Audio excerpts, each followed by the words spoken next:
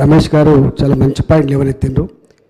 ప్రభుత్వం గొప్ప సంకల్పంతో గ్రౌండ్ వాటర్ పెరగాలనేటువంటి కాన్సెప్ట్తో వాగుల మీద చెక్ డ్యామ్ల ప్రోగ్రాం మీకు తెలుసు అధ్యక్ష.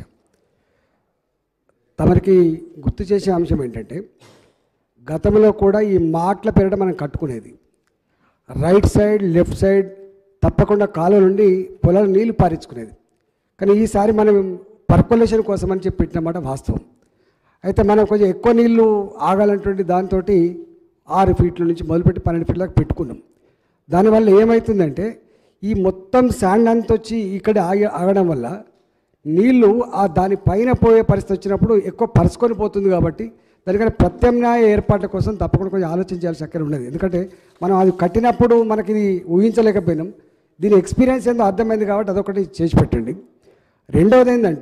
రెండవ మాట ఏంటంటే, మీరు పశువులు కూడా కొట్టుకుపోయినాయి, చాలా గ్రామాల పశువులు కూడా కొట్టుకుపోయినాయి. అంటే ఒక్కొక్క బర్రె విలువ 80,000 లక్ష రూపాయలు మనం చూసినాం. కాబట్టి ఆ పశు సంపద విషయంలో కొంచెం రిపోర్ట్ వచ్చిన తర్వాత వాళ్ళకి ఏమైనా కొంచెం సాయం చేస్తే వాటి మీదనే బతికేటువంటి కుటుంబాలకు కొంచెం ఆశ్రయించేటువంటి ఆస్కారం ఉంది. ఇది రెండవది. మూడవది ఏంటంటే, ఇవాళ 419లో పూర్తిగా పోయినాయని చెప్పినారు. మీకు మళ్ళీ మనం దీని కింద ఇస్తాం అంటే 3 లక్షల రూపాయలు ఇస్తారా, 5 లక్షల రూపాయలు ఇస్తారా వాళ్ళకి? ఒకటి. మూడవది, ఈ పాక్షికంగా నష్టపోయినటువంటి వాళ్ళు ఎవరైతున్నారో మనం ఎంత ఇవ్వబోతాం అనేది ఒకటి తప్పకుండా కొంచెం ఆసరా కావాలని చెప్పి కోరుతున్నాను అధ్యక్ష. ఫైనల్గా అధ్యక్ష, ఇవాళ షాపులు అందరు తెలుసు, మీకు తెలుసు, మాకు తెలుసు, కట్టుబట్టలతో బయటకు వచ్చింది తప్ప చాలా కొట్టుకుపోయినాయి. కాబట్టి అట్లీస్ట్ వాళ్ళకు కొంత ఏదైనా ఆసర అయితే వాళ్ళ కుటుంబాలు రోడ్ల మీద పడకుండా ఆస్కారం ఉంటుంది.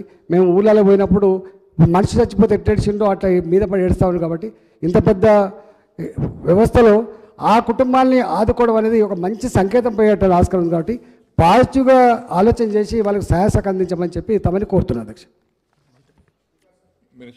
అధ్యక్ష, ఈటల రాజేందర్ గారు వారు 2-3 విషయాలు చెప్పినారు అధ్యక్ష. ఇంకొకసారి అడిగింది అన్నయ్య